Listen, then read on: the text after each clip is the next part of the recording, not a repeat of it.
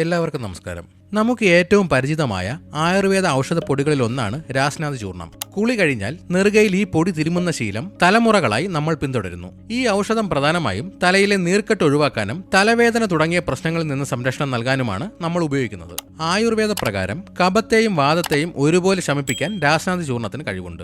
കുട്ടികൾ മുതൽ പ്രായമായവർക്ക് വരെ ഒരുപോലെ ഉപയോഗിക്കാവുന്ന ഏറ്റവും സുരക്ഷിതമായ ബാഹ്യ ഔഷധമാണിത്. രാസ്നാദി ചൂർണത്തിന്റെ പ്രധാനപ്പെട്ട ഗുണങ്ങളും ഇതെങ്ങനെയാണ് ഉപയോഗിക്കേണ്ടത് എന്ന് നോക്കാം.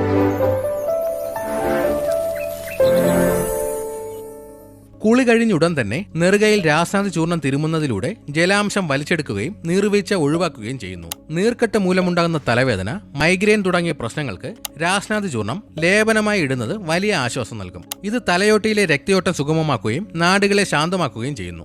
കടുത്ത ജലദോഷമുള്ളപ്പോൾ രാസ്നാദി ചൂർണം ഉപയോഗിക്കുന്നത് മൂക്കിലെ തടസ്സം മാറാനും കഫം പുറന്തള്ളാനും സഹായിക്കും. തണുപ്പ് തട്ടിയുണ്ടാകുന്ന ചെവി വേദനയ്ക്കും കഴുത്തിലെ പേശിവേദനയ്ക്കും രാസ്നാദി ചൂർണം എണ്ണയിൽ കുഴച്ച് പുരട്ടുന്നത് വേദന കുറയ്ക്കാൻ സഹായിക്കും. കടുത്ത ജലദോഷമോ തലവേദനയോ ഉള്ളപ്പോൾ രാസ്നാദി ചൂർണം ചൂടുവെള്ളത്തിലോ നാരങ്ങ നീരിലോ കുഴച്ച് നെറ്റിയിൽ ലേപനമായി ഇടുക. ഉണങ്ങുന്നതിന് മുൻപ് കഴുകിക്കളയാം. ഇത് നീർക്കെട്ട് വേഗത്തിൽ കുറയ്ക്കും. കുട്ടികളെ കുളിപ്പിച്ച ശേഷം ഒരു നുള്ളി രാസ്നാദി ചൂർണം നെറുകയിൽ പതിയെ തിരുമുക. ഇത് കുഞ്ഞുങ്ങൾക്ക് നീർവീഴ്ചയും പനിയും വരാതെ സഹായിക്കും. തിളച്ച വെള്ളത്തിൽ അല്പം രാസ്നാദി ചൂർണമിട്ട് ആവി പിടിക്കുന്നത് മൂക്കിലെയും ശ്വാസനാളത്തിലെയും തടസ്സങ്ങൾ നീക്കാൻ സഹായിക്കും. തണുപ്പ് തട്ടുമ്പോൾ ഉണ്ടാകുന്ന സന്ധിവേദനകൾക്ക് രാസ്നാദി ചൂർണം ഇളം ചൂടുള്ള കഞ്ഞിവെള്ളത്തിൽ കുഴച്ചു പുരട്ടുന്നത് നീര് വലിച്ചെടുക്കാൻ സഹായിക്കും. തൊണ്ടയിൽ നീർവീക്കമുള്ളപ്പോൾ രാസ്നാദി ചൂർണം ചൂടുവെള്ളത്തിൽ ചാലിച്ച് തൊണ്ടയുടെ പുറത്ത് പുരട്ടുന്നത് ആശ്വാസം നൽകും. ചൂർണത്തിലെ പൊടി കണ്ണിൽ വീഴുന്നത് കടുത്ത എരിച്ചിലുണ്ടാക്കും. പ്രത്യേകിച്ച് കുട്ടികളുടെ കാര്യത്തിൽ ഇത് ശ്രദ്ധിക്കണം. ചൂർണം എപ്പോഴും ഈർപ്പം തട്ടാത്ത കുപ്പിയിൽ മാത്രം സൂക്ഷിക്കുക.